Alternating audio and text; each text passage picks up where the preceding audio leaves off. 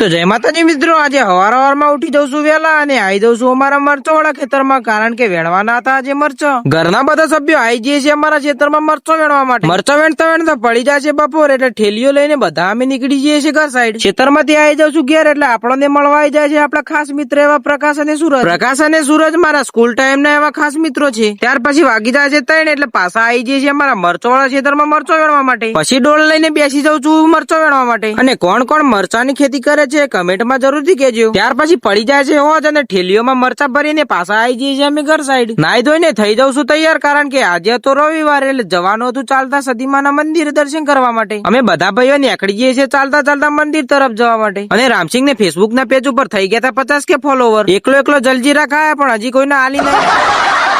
આવડો મોટો થઈ ગયો પણ છોકરો જેવી આદત તો મિલતો જ નહીં. 50 કે ફોલોવર થઈ ગયા પણ પાર્ટી હાલવાનું તો નોમ જ નહીં લેતું. કરી લઈએ છે સતી માતાના દર્શન અને આવી જઈએ છે ઘર સાઈડ.